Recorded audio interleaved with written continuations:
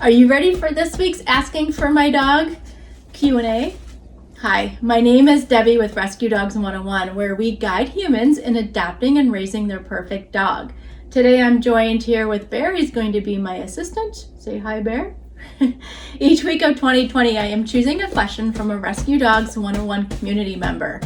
This week is about how to stop a dog from nipping at children's ankles. Right, Bear? This is boring to you. Running children can resemble a herd of livestock to herding dogs, such as the Australian cattle dog. These dogs have natural instinct to herd sheep and cattle. That's what they were bred for. So what do you do when you have chosen to adopt a herding dog and have a household of young children? This week's question is from Deanna. So I'm going to read it, and then I'm going to go through the detailed question or the detailed answer, and you can also find it on the blog post. Here's the question. We just found out the cheap puppy we are rescuing also is an Australian cattle dog mixed. We already have another Chihuahua, so we are familiar with this breed. However, we are a family of 6. 2 of our children are under 5. As I have been reading on the personality traits of the Australian cattle dog, they mention they herd by the way of nipping ankles. Ouch. Any training tips for getting ahead of this and avoid my children getting ankle bites? Okay, what an interesting mix of breeds for sure. Let's start with learning some basic information about both breeds. Now, according to the AKC standards for the Australian cattle dog, he is a very active, high energy dog, needs more than just a quick walk and playtime in the yard, and they really need a job to remain happy and healthy. The breed standards also warn that they may be stubborn and reserved with strangers. Now, the AKC website states that the Chihuahua is a tiny dog with a huge personality, which I find funny because I find it's true with a lot of small dogs. The Chihuahua's temperament is charming, graceful, sassy, independent, and alert. So, what do you get when you cross these two breeds? That's a great question. Most rescues and shelters really don't know what breeds make up any dog. It's simply a guessing game based on the appearance of each dog. We look at the size, coat, ears, body type, all clues on what breed a mutt may be. But here's the thing. It's impossible to know the actual breed of a mutt, especially if it's a puppy. That is until the invention of doggy DNA test. But DNA test results can take 2 to 4 weeks to receive and aren't guaranteed to be 100% accurate.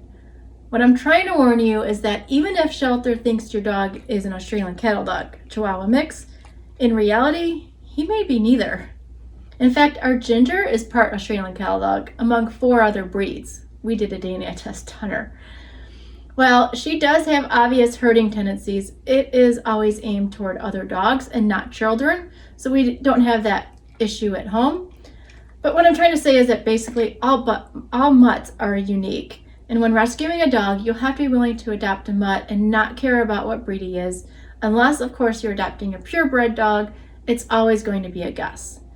Even if a shelter somehow knows the parents of the mixed breed dog, you just don't know what characteristics that the puppies are going to inherit. When you mix 2 breeds that are so vastly different, will the dog be high energy or a couch potato?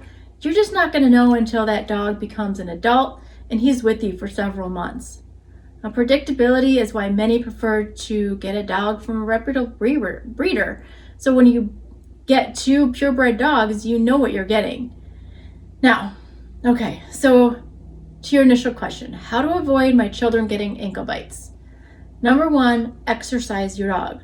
Start by ensuring your new dog gets enough exercise based on his energy level. If he has inherited the cattle dog high level working energy, you may be surprised at how much it's going to take to tire out this dog. Number 2, educate your children. Your entire family should learn your dog's body language. This will preempt any bad behavior, including ankle nipping. There's a link in the blog post below to learn more about how dogs talk to us. And never, ever, ever leave kids alone with a dog. Even the most well-behaved children and dogs can result in a scary situation. Number 3, don't encourage. Nipping ankles can become a fun game if the dog is encouraged. This encouragement comes in many forms. your kids running, screaming, waving their hands. Simply any attention is fun for the dog. My number 4 is to stop. As soon as the dog shows any sign of wanting to nip, stop moving. Tell your kids to stand like a treat. This will ensure they are not reinforcing the behavior. And remember, any attention is encouragement. If the dog stops the nipping behavior, praise verbally, and maybe do a short play session with his favorite tug toy or a ball. My 5th recommendation is the place command. This one command can change your life, and I'm not exaggerating. By training your dog to go to his place, the kids can continue to run and play without the dog in the middle of it all. There's more details on how to teach the place command on the blog post. Hope this helps you and your family, Deanna. Good luck and congratulations on your new family addition. Now, if you have a question of your own, email me with the hashtag asking for my dog, and I may choose yours and to feature yours on the next Q&A. If you have a herding dog and children, please leave a comment below and let us know how you've been able to train your dog not to herd or ankle nip your kids. Raising a rescue dog can be challenging at times, but as a community, we can make it a little easier.